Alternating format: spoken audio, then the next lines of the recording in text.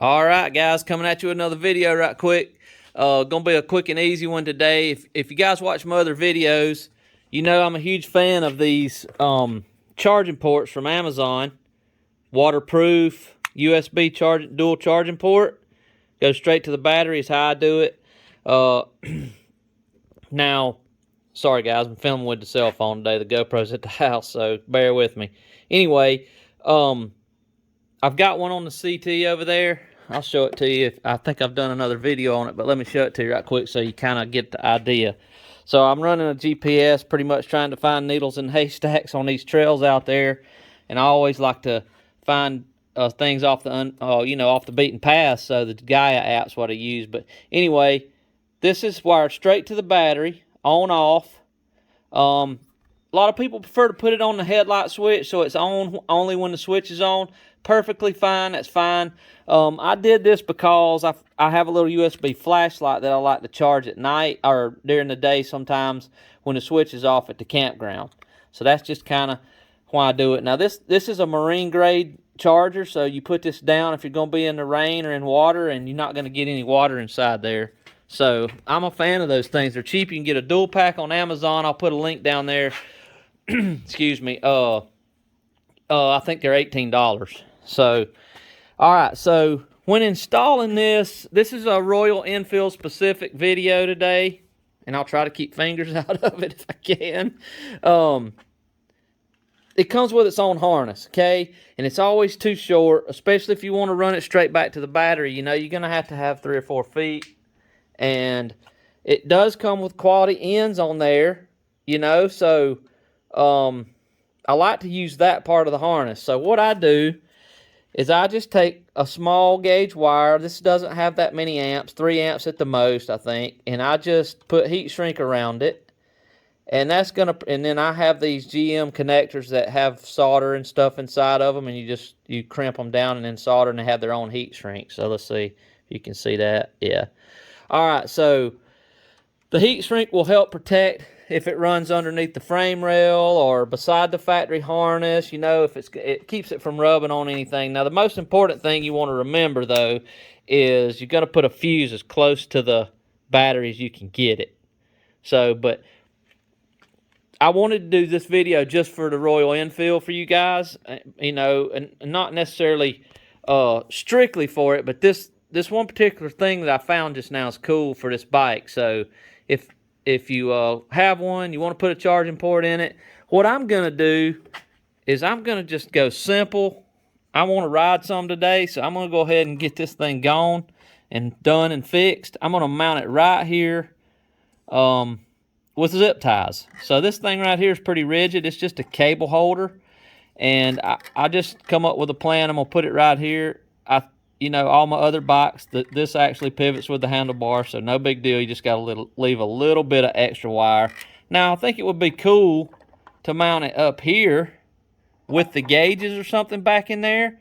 But my thought was I kind of want it down here, have the wire come out of it, out of the way, and over here to the quad lock where the phone's mounted, or your GPS or whatever you want, you know. So I think that's how I'm going to do it on this today.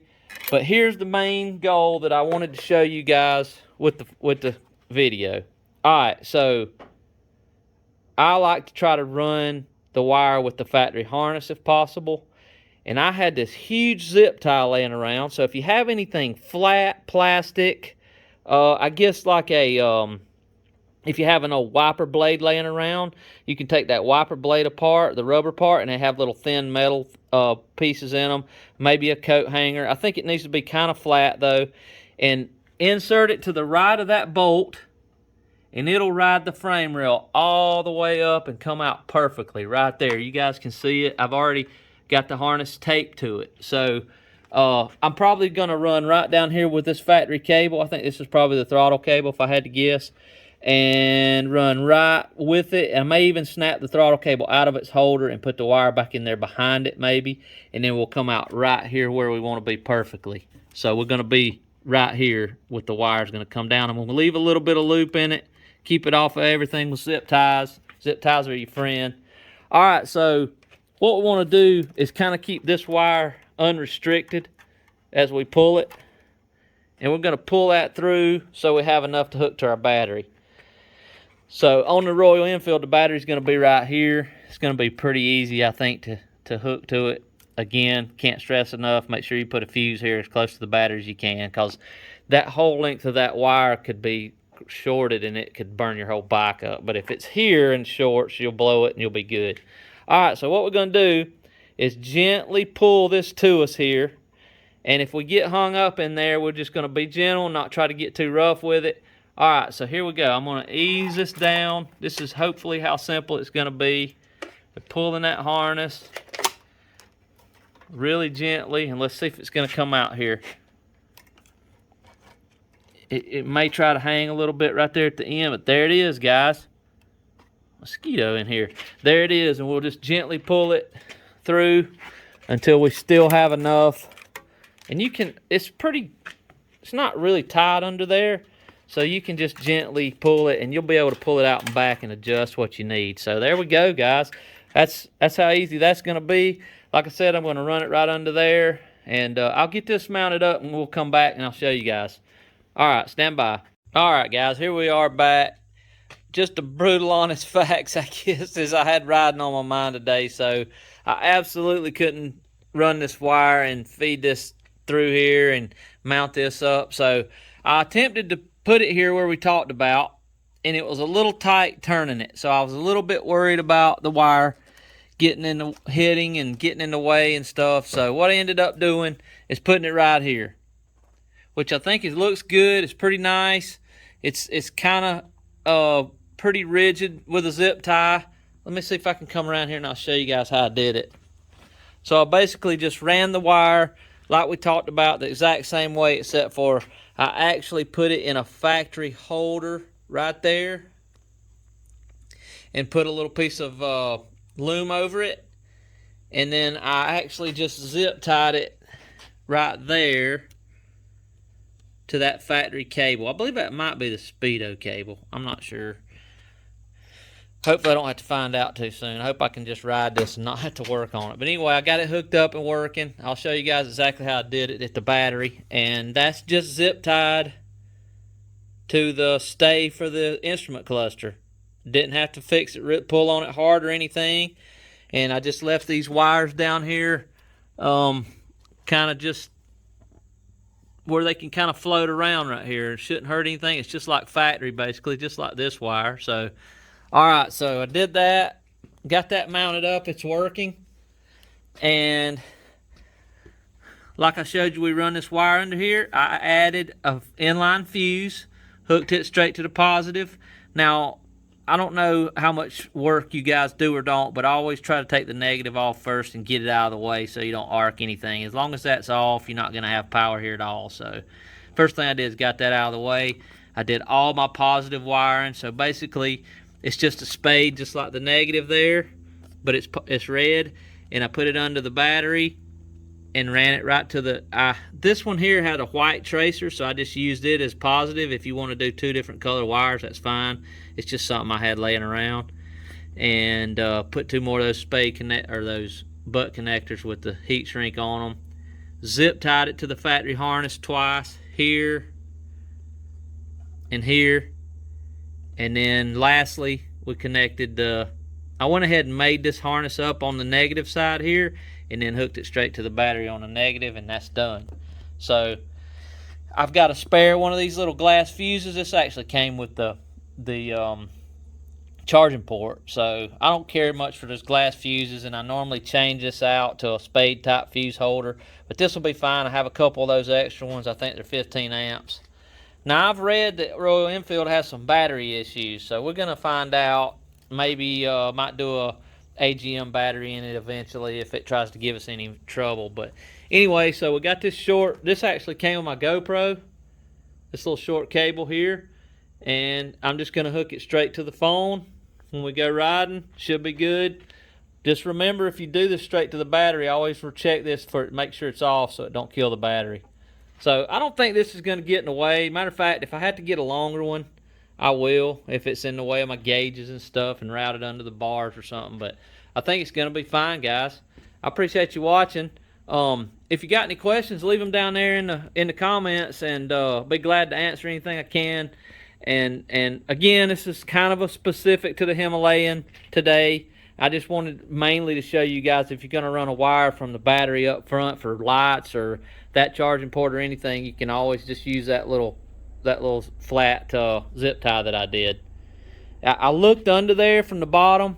It's not going to get anywhere near anything because it's on the top of the frame. So it's going to be away from heat from the engine, the cylinder head, and all that. Should be great. Now, I'll say this. I think Royal Enfield wants you to change the oil and adjust the valves at 300 miles initially, and then you can go like a long time after that. If you want to wait until you do that, you could take the tank off and run the wire then. I just didn't really want to have to tear the bike apart today. Like I said, it's morning, and it's Sunday, and I thought I'd take a little ride this afternoon, so I didn't want to get so involved, and sometimes an easy job turns into the best job. So, all right, guys, so after a little ride, I was messing around here in the shop. We've got a little automotive shop here, so we, got stuff laying around everywhere. But I got to thinking, the charging port was up here, which was perfectly okay, but it wasn't really rigid because I just had temporarily mounted it like we talked before with zip ties. So I got a cool little way to do it here, and I'll show you guys. So what I did is I found a washer. Let me see if I can get zoomed in there for you. I found a washer. It's actually some shim stock that I had laying around, but if you could find a washer that looks like about this size around, what I did, I drilled a hole in it. I have one over there. I'll show you how I did it. I drilled a hole in it, and I bent it like 90 degrees right there in the corner in the vise, and the center hole fit the charging port. And that hole that I drilled, I just used this screw right here, the factory, I guess you call this like a garnish molding or something for the bar or for the cluster. I took that screw out and put it in that hole that I drilled in this washer here, and that holds it good and tight, so you don't have anything to worry about. It stays there, and that washer fit perfect. So I don't really have a size dimension. I didn't measure it. I probably should have. But what I do is take the charging port with you before you install it to the hardware store, and get you a washer that'll fit through the center that's thick enough that you can put in a vise and bend. Go ahead and drill the hole. So that worked out good. If you look at the bike from the rider's standpoint, I think it works great. So I just plug this in here, and it's completely out of the way. It can get to it when you turn it all the way, but not bad. I like it right there. I think that'll work out good. But I just wanted to do a little quick video here on the end to show you exactly what I ended up and I'm happy with. So that's kind of my permanent fix there. So if you want to do it that way, go to the hardware store, get you a washer like this, and what I did, where this black mark is here, I drilled a hole in there. Then I put it in the vise, clamped it down, and bent this over, or this way rather, bent it over while, the hole's already in it, and then that gave me a place to run the screw in. And I know it's just one spot, but if you tighten that screw, it doesn't try to bend around at all, and I put a little Loctite on it. So I'm pretty tickled with that, guys. Just wanted to share that with you. Again, I think that's going to be the permanent spot for it. It's out of the way. Now, I did find this really cool, flexible USB charger. Actually, I think my buddy left it over here charging his phone, so he might see this video and want it back. But anyway, I just got it on here. It's pretty good. If you could find one of these on Amazon or something with that spring, it'd probably keep it from bending too much and damaging it. But we just plugged the phone in like we talked about earlier here, and good to go. All right, guys. Leave me a like down there if you got a comment. You need me to answer some questions, anything, be glad to. So appreciate you guys watching, and stay tuned for the next one. Thanks for watching.